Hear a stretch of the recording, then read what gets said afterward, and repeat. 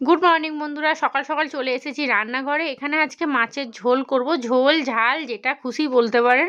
এখানে মশলাটা একবারে কষিয়ে নিচ্ছি, আদা রসুন পেঁয়াজ টমেটো প্রতিদিনের যা যা গুঁড়ো মশলা দেওয়া সেগুলো দিয়ে দিয়েছি। এবারে ভালো করে মশলাটা কষিয়ে নিয়ে আলুটা দিয়ে দেবো। আর যে কোনো তরকারিতে আমি আলু দেওয়ার আগে প্রেসারে একটা সিটি মেরে নিই, মানে আলু সিদ্ধ জলটা নাকি খাওয়া একদমই শরীরের জন্য ভালো না। এটা আমার মা নাকি বলে যে আলু সিদ্ধ মানে তরকারিতে দেওয়ার আগে একটু ভাপিয়ে জলটা ফেলে দিবি। তবে আমি কিন্তু শরীরের কথা মনে করে আলুটা সেদ্ধ করি না, আমি কিন্তু অ্যাকচুয়ালি করি আমার গ্যাসটা যাতে বাঁচে বন্ধু, সেই জন্য। একদিকে পরোটা তেল ঝাল মশলা মানে যা পাচ্ছে তাই খেয়ে নিচ্ছে, তাতে শরীর খারাপ করবে না। আর সামান্য আলুর জলটা ফেলে দিলে কতটা শরীরে ভালো হবে আমার তো মনে হয় না। তো আমি করি গ্যাসটা বাঁচাবার জন্য, তাড়াতাড়ি রান্না হয়ে যাবে, সময়টাও বাঁচবে, এই জন্যই আমি করি। তো যাই হোক চলুন, জল দিয়ে দিয়েছি, এবারে ঢাকা চাপা দিয়ে দিই। শুভ সকাল বন্ধুরা, ঘুম থেকে উঠতে আজকে অনেকটা দেরি হয়ে গেছে, এখন 8টা বাজে। এখানে মাছের ঝাল হচ্ছে, গতকালের ডাল আছে ফুটিয়ে রেখেছি, যা ডাল আছে মোটামুটি 3 জনের হয়ে যাবে। আর এবারে করব দাঁড়ান বাবা, আর হবে কলমি শাক ভাজা। এই ছোটো কড়াটার মধ্যে কলমি শাকটা বসিয়ে দিই, নাহলে হবে না। চলুন, আর এদিকে চা হয়ে গেছে, দুধ গুলে তন্ময়কে চাটা দিয়ে দিই। ভাতও হয়ে গেছে, হয়ে যাবে সময়ের মধ্যে হয়ে যাবে, শুধু শাক ভাজাটা হলেই হয়ে যাবে। আর এখানে মাছের ঝাল আর একটুখানি শুকাবো। আলুগুলো না একটুখানি সিদ্ধ হবে, খুব বেশি সিদ্ধ করিনি, যদি আবার হয়ে যায় পাক হয়ে যায় তখন কি হবে বাবা।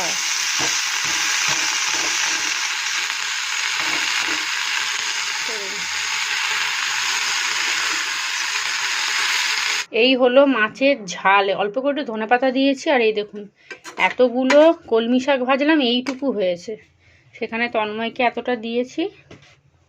আর মাছের ঝালটাও তুলে নিই। চা হয়ে গেছে, চাটা ঢাকা দিয়ে রেখেছি, কটা বাসন ছিল সেগুলো মাজলাম। এর মধ্যে ভাত আছে, আর এই যে কলমি শাক ভাজা, পেঁয়াজ কলি আলু দিয়ে কাটা পোনা মাছের ঝাল, তার সাথে ডাল। এই তরকারিটা এখন ঢাকনা দেবো না, একটু ঠান্ডা হোক। আর ভাতটা চাপা দিয়ে দিয়েছি, নাহলে না শক্ত হয়ে যাবে হাওয়া পেলে। হয়ে গেছে, এবারে আমি চা খাবো, কাপ বার করি।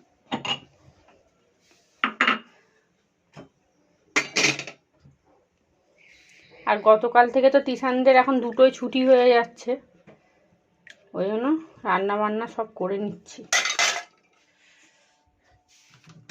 আস্তে আস্তে সেই 11:30 12টা বেজে যায়, আর হয় না।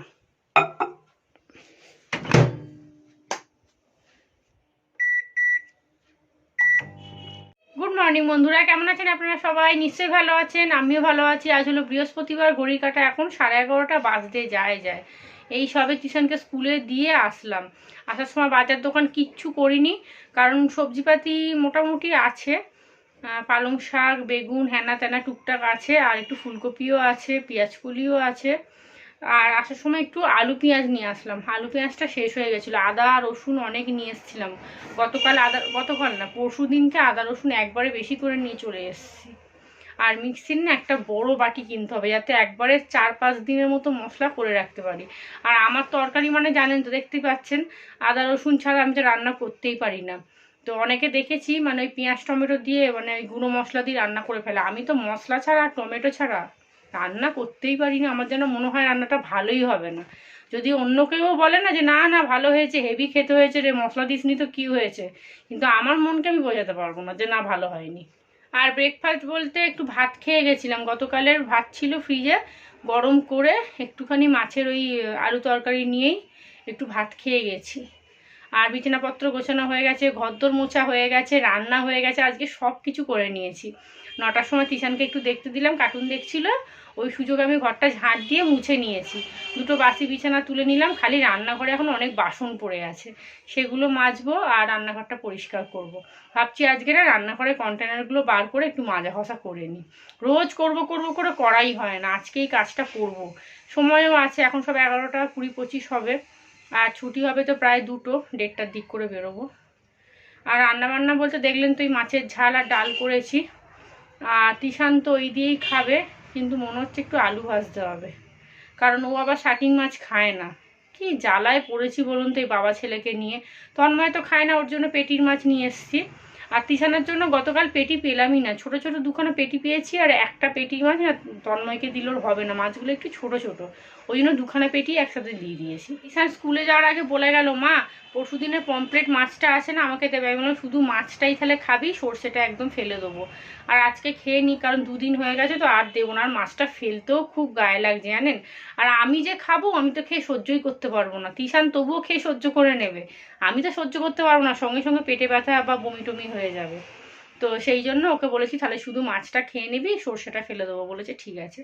ওই আলুর তরকারি দিয়ে দেবো আর মাছটা দিয়ে দেবো, আর ডাল আছে, ব্যাস হয়ে যাবে। চলুন তাহলে এখন একটু বসে টিভি দেখি, টিভি চালিয়েছি, একটু বসি। কিন্তু বসলে হবে না, কন্টেনারগুলো না সব বার করে জায়গা জায়গা মতো জিনিসগুলো ঢালি, আগে ঢেলে খাটের তলায় ভালো করে চাপা চুপা দিয়ে রেখে দিই। আর ভাত খেয়েছি তো ওই জন্য পেটটা অতটা মানে খালি খালি লাগছে না। মুড়ি টুড়ি খেলে না এসে খিদে পেয়ে যায়। এখানে রান্নাঘর পরিষ্কার করে নিয়েছি, বাসন মেজে নিয়েছি, আর এখানে ছোট ছোট বাটি বার করেছি, মশলাগুলো সব ঢালবো এই বাটির মধ্যে। বাসনে সব মাজা হয়ে গেছে, দুটো থালা খালি বাকি আছে। ছোট ড্রাম আছে, ওই ড্রামের মধ্যে মেজে উবুর করে রাখবো। আর খাবার দাবার সব গুছিয়ে রেখে দিয়েছি। আমার এই জায়গাটা এতটাই ছোট, মানে একটা থালা রাখলে আর একটা বাটি রাখতে পারি না, দেখতে পাচ্ছে না। তার মধ্যে এই যে বাসনের ঝুড়িটাকে এর মধ্যে রেখে দিয়েছি, মানে ঢুকিয়ে দিয়েছি রান্নাঘরে। এটা সব থেকে বড় ভুল করেছি, পুরো অর্ধেক স্ল্যাবটা ওই বাসনের ঝুড়িটাই পুরো নিয়ে নিয়েছে। তো ওটাকে এখন আমি ফেলতেও পারছি না, আর বেচারাকে আমি ধরেও রাখতে পারছি না। কী যে করবো ওই ঝুড়িটাকে নিয়ে আমি বুঝতে পারছি না। আর এই স্ল্যাবটাই একমাত্র কিন্তু রান্নাবান্না করে রাখার জায়গা। প্রথমে কাঁচের কন্টেনারগুলো ভালো করে মেজে নেবো। আর বুঝতেই পারছেন কাঁচের জিনিস একটুখানি সার্ফের জল পড়লেই চকচক করবে, ওটাকে আর মানে মাজা ঘষার কোনো ব্যাপার নেই। তো একটা থালার মধ্যে নিয়ে নিয়েছি, এই থালাটার মধ্যেই আবার রেখে দেবো। কিন্তু নিচে না একটা কোনো কাপড় টাপড় কিছু একটা পেতে রাখতে হবে, যাতে জলটা ঝরে ভালো মতো। আর এই কন্টেনারগুলো এত সাবধানে মেজেছি, মানে আপনাদেরকে কি বলবো, মাজতে গিয়ে খালি ভয় লাগছে যে এই পড়ে গেল। রান্নাঘরটা খুব ছোট তো, তাই কি বলুন তো, খুব সাবধানে জিনিসপত্র রাখতে হয়, একটা আনতে গেলে আরও দুখানা পড়ে যায়।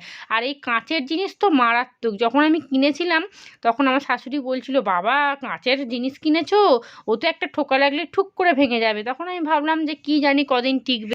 এই জায়গাটা একবার দেখুন আপনারা, ইস আমার দেখাতেই মানে একটা কেমন লজ্জা লাগছে, মানে কতটা নোংরা হয়েছে। আমি আগে এত নোংরা ছিলাম না জানেন, এখন যেন দিনে দিনে বেশি কুঁড়ে হয়ে যাচ্ছি দেখছি। বাবা কি অবস্থা দেখুন, আর তেলের জায়গাটা তো শোচনীয় অবস্থা। চলুন এখানে একটা ভালো খবরের কাগজ পাতবো। আর এই বাচ্চাগুলো খেলছে তো, কথা বলতে পারছি না আপনাদের সাথে। এদের সব মর্নিং স্কুল, বুঝলেন, এই দুটো বাচ্চার মর্নিং স্কুল। রে বাবা রে, কি ব্লগ করব বলুন তো। এই দুটো বাচ্চাই একমাত্র আছে, আর যে কটা ছিল সব তো স্কুলে চলে গেছে। এদের মর্নিং স্কুল 6:30 থেকে 10টা অবধি। চলুন এখানটা পয়সা করবো। আর এই যে চিনির কৌটো, চা পাতার কৌটো, লঙ্কা, তেজপাতা, চিনির কৌটোটা তো মেজেছিলাম কয়েকদিন আগে। চা পাতা, মুসুর ডাল, আর কয়েকটা কৌটো আছে, ওগুলো ভিতরে। এখানে এই যে এইটা রেখেছি, এখন এটাকেও মাজতে হবে। দেখছেন কি অবস্থা, পুরো চিটে ধরে গেছে একদম। চলুন এগুলো মেজে নিই, 12টা 10 হতে যায়, স্নান করে নেবো, বেশি দেরি করবো না। এমনি তো কানে আবার কটকট করছে, যেন মনে কটকটি ঢুকেছে। সব মাজা ঘষা হয়ে গেছে, এই ছেঁড়া আসনটা পাতি, কি কথা বলবো বলুন তো। এগুলো সব মেজে নিয়েছি।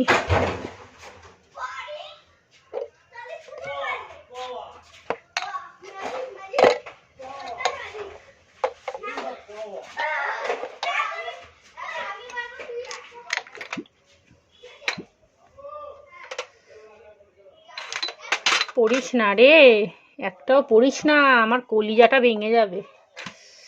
এই কৌটোগুলো যখন নতুন উঠেছিল তখন আমি কিনেছিলাম, তখন অনেক দাম ছিল। আর এখন 220 না 30 টাকায় দেখছি 8খানা কৌটো দিচ্ছে। আর আমি যখন কিনেছিলাম তখন 6টা কৌটো নিয়েছিল প্রায় 400 টাকার কাছাকাছি, 350-র ওপরে মোটামুটি। 370 না কত 75 নিয়েছিল বোধহয়। নতুন জিনিস দেখবেন প্রথমে দামটা খুব নেয়, তখনই কিনতে ইচ্ছা করে। আর এখন বাবা, এখন তো কত রকমের কন্টেনার উঠে গেছে।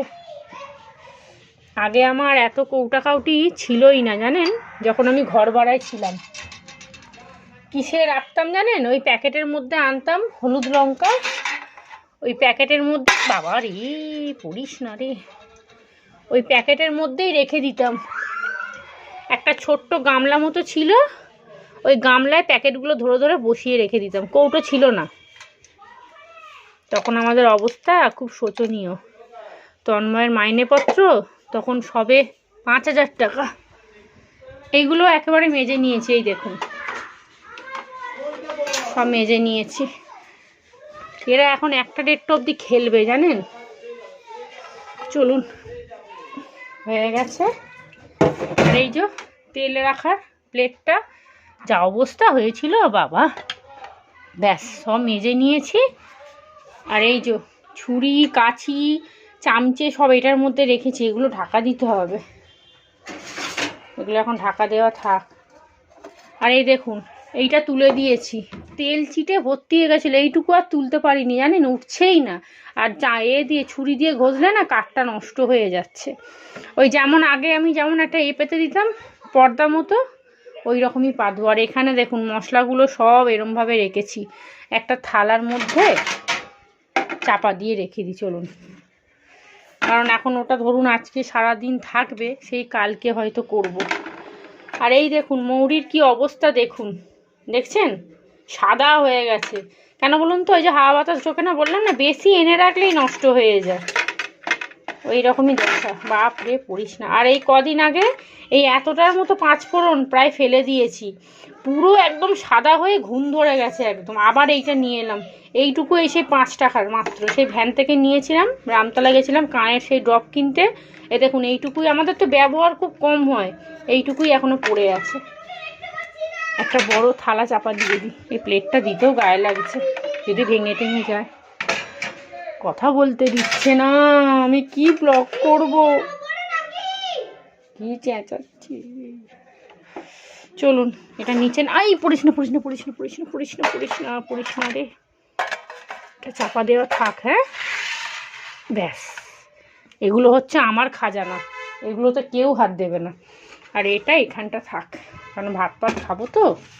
এতে শুকনো লঙ্কা আর এই তলাটায় কি আছে, সর্ষে, সাদা সর্ষে অনেকটা আছে। চলুন এখানটা মোটামুটি পুরো পরিষ্কার করে নিয়েছি। একটা সুন্দর দেখে এখানে ছোট পর্দা আছে জানেন, ছোট্ট বেশ। আমার ছোট ছোট পর্দা অনেকগুলো, আগে আমি ওরকমই করতাম, কিন্তু এইটা কিনলাম। তারপর ভাবলাম চিপটে দিই, দেখতে ভালো লাগবে, কিন্তু দেখছি না, পর্দাগুলো কি সুবিধা বলুন তো, তুলে কেচে নিলাম, আবার একটা পেতে দিলাম, হয়ে গেল। কিন্তু তো দেখছি সেই স্কচ ব্রাইট দিয়ে ঘষলে না নষ্ট হয়ে যাচ্ছে, আর কত ঘষবো, ঘষতে ঘষতে তো উঠেই যাচ্ছে। ওই জন্য এখানটা তুলে দিলাম। আর এইগুলো যে আছে থাক, এখানটা অসুবিধা হবে না। আর এটাকেও তুলে দেবো, এটাও খুব নোংরা হয়েছে। আর স্কচ ব্রাইট দিয়ে যে একটু ঘষবো, ও ছাল চামড়া উঠে যাচ্ছে। তন্ময় বলছে যেমন একটা কাপড় দিয়ে রেখেছিলে সেরকম একটা ছোটো থেকে কাপড় দিয়ে রাখবে। আমি ঠিক আছে তাই করবো কোনো। চলুন, ঘড়ির কাঁটা এখন 12:30 বাজে, এবার স্নান করতে চলে যাই, আর দেরি করব না, বুঝলেন। একটা কানে ব্যামো থেকে আর একটা কানে ব্যামো ধরেছে, তবে একটু কমেছে। স্নানটা করে এসে যদি সময় থাকে একটু শিম আলু ভাজবো আমার জন্য, তিশান তো খাবে না, ওর কথা বাদ দিন, আমার জন্য একটু শিম আলু ভাজবো যদি সময় থাকে। আর যদি বৌদি চলে আসে তাহলে তো হয়েই গেল। আর গতকাল এক বন্ধু আমাকে কমেন্ট করেছিল যে সুপ্রিয়া তুমি রাত্রিবেলা খাওয়া দাওয়ার পরে একটু হালকা করে গরম জল খেয়েও গ্যাস অম্বলটা কাটবে। গতকাল রাত্রিরে খেয়েছিলাম, এখন 1 সপ্তাহ টানা খাই। তো এই কমেন্টগুলো আমার জন্য যে কতটা প্রয়োজন, মানে কি বলবো আপনাদেরকে। এইগুলো ছোট ছোট জিনিসগুলো দেখবেন অনেক কাজে লাগে। তো এই যে বলেছে, এটা এখন মানে কন্টিনিউ করি। আমার ছোটো বৌদিকেও বলছিলাম যে বৌদি আমাকে একদিন এখন কমেন্ট করেছে, তো ওরও তো খুব গ্যাস অম্বল। এই তো পরশু দিন দুপুরবেলা ভোলা মাছ খেয়ে ওর শরীর এত খারাপ, পেটে ব্যথা, গ্যাস অম্বল থেকে জ্বর এসছে, সেই নিয়েই ও স্কুলে এলো।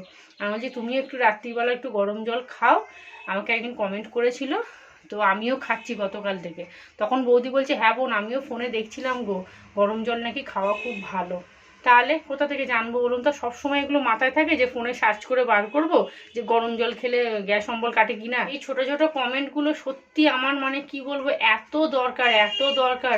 আর আমার ঘরের লোক বাবা সুখের দিনে আছে, দুঃখের দিনে নেই, জানেন তো। সুখের সময় যখন কিছু হবে তখন মন দিয়ে শুনো, কিন্তু দুঃখের কথা বলবো, এখান দিয়ে বলা শুরু করবো, হাঁটতে হাঁটতে ওই ঘরে চলে যাবে। যাই হোক চলুন স্নান করে চলে আসি। স্নান করে এসে ভিডিও এডিট করতে হবে, ভিডিওটা এডিট করে রেখে দিয়ে যাবো। ভাবলাম একটু শিম আলু ভাজবো, কিন্তু আর হবে না, একটা বাজতে যায়, বৌদি বেরিয়ে গেছে। এখন যদি ভাজা বসাই না অনেকটা দেরি হয়ে যাবে যেতে যেতে। আর আমি এতক্ষণ যদি মাথায় নিতাম শিম আলু ভাজা হয়ে আমার মনে হয় গ্যাস ফ্যাস মোচা হয়ে যেত। আর যদি শিম আলু একটু ভাজতাম না তাহলে বৌদিকেও দিতাম, কারণ ওর তো পেটটা ভালো নেই, তো ও মনে হয় সিদ্ধ ভাতই খাবে, আর শিম আলু ভাজা দিয়ে ভাত খেলে অসুবিধা কিছু হবে না। অনেকটা শিম ছিল ফ্রিজে, জানেন, মিস হয়ে গেল। আগামীকাল ভাজবো। চলুন এখন রেডি হয়ে যাই, রেডি হয়ে যাব স্কুলে। বাইরে হেভি রোদ উঠেছে, ব্ল্যাঙ্কেটটা একটু দিলাম। আজকে তো কিছু কাচাকুচি করিনি, তবে কাচাকুচি ছিল কিন্তু করিনি। দুটো দিন একটু রেস্ট নিলাম একটুখানি শরীরের থেকে। আবার আগামীকাল কাচবো। চাদরটা আছে মায়ের ঘরে, টুকটাক আছে, টিউশনের স্কুলের ড্রেস আছে, একবারে কালকে এক বালতি কেচে নেবো। চলুন। আর আজকে আমি ঠান্ডা জলে চান করেছি, প্রত্যেক দিন গরম জলে চান করছি জানেন, ওই জন্য আজ একটু ঠান্ডা জলে চান করলাম। ঠান্ডা জল নয়, আমাদের এখন না জলটা বেশ একটু গরম গরম বেরোয়, 12টা 12:30 করে। এই সময় স্নান করলে কনকনে ঠান্ডা জলটা পাওয়া যায় না। এই যে আমি এত কিছু মাজা ঘষা করলাম বেশ গরম গরম জলে, জলটা বেশ গরম বেরোচ্ছিল। যাই হোক চলুন, আমি রেডি হয়ে যাই, বৌদিও বেরোচ্ছে বললো। আর গতকাল তো মাথায় শ্যাম্পু দিয়েছিলাম, তেল তো আর দেবোই না, আবার যখন শ্যাম্পু দেবো তখন তেল দেবো। এখন বাজে 2:15, তিশানকে স্কুল থেকে নিয়ে চলে এসেছি। এই হলো আজকে আমাদের দুপুরে লাঞ্চ মেনু, আপনাদের একবার দেখিয়ে দিই। এবার পেটে জ্বালা ধরে গেছে, খুব খিদে পেয়েছে। ভাত, আর এখানে এই যে শাটিং মাছের ঝাল, 2 পিস মাছ আছে, শাটিং মাছের ঝাল। এই হলো মুসুর ডাল, বাসি মুসুর ডাল। আর এখানে অল্প একটু কলমি শাক, যেটা তিশানই নিয়ে নেবে। আর এই হলো পমপ্লেট মাছ, হ্যাঁ ঠিকই তো বললাম।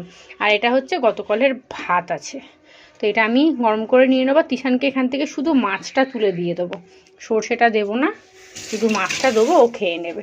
চলুন এবার এই দুটো মাইক্রোওভেনে ঢোকাই। খিদা পেয়ে গেছে বন্ধু, খুব জোর খিদা পেয়েছে। রাত্রির এখন 9টা বাজতে যায়, এখন রুটি হচ্ছে। তার কারণটা হচ্ছে আজকে আমার ভিডিও আপলোড প্রচুর জ্বালাচ্ছে, এখনও ভিডিও আপলোড হচ্ছে, ভাবতে পারছেন? সেই সন্ধেবেলা ভিডিও আপলোডে বসিয়েছি, এখনও ভিডিও আপলোড হচ্ছে, মাথা পুরো খারাপ হয়ে আছে। আর আজকে রুটির সাথে কি করেছি আপনাদের একবার দেখিয়ে দিই। এই যে ফুলকপি আলু ভাজা, প্রথমে ভেবেছিলাম খিচুড়ি করব, তারপর তন্ময় বলল খাবো না, ফুলকপি আলু ভাজা করলাম, তার সাথে রুটি। ঝুড়িটা ফাঁকা করেছি, বাসন মাজবো। আজকে পুরো মাথা ঘেটে হয়ে গেছে একদম আমার, জানেন, এখনও পর্যন্ত আমার ভিডিও আপলোড হয়নি। এখানে রান্না বান্না হয়ে গেছে, যা বাসন ছিল মেজে নিয়েছি, আর এই ফ্রাই প্যানটা এখন গরম, এখন মাজবো না।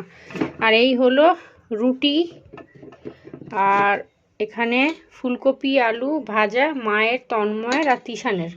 আর আমার জন্য একটা ডিম ভেজে নিয়েছি। এই যে কি আর তরকারি, আবার ডাল পাল কে করবে বলুন তো, আর ভাল লাগছে না। 9:15 হতে যায়। ভিডিওটা নিয়ে না আজকে খুব মাথা খারাপ হয়ে গেল, মনটাও খারাপ হয়ে গেল, টাইমে আপনাদেরকে ব্লগ দিতে পারলাম না। চলুন, ওটার মধ্যে একটু ভাত আছে, ফ্রিজে রেখে দেবো। হয়ে গেছে, গ্যাস ওভেনও মুছে নিয়েছি।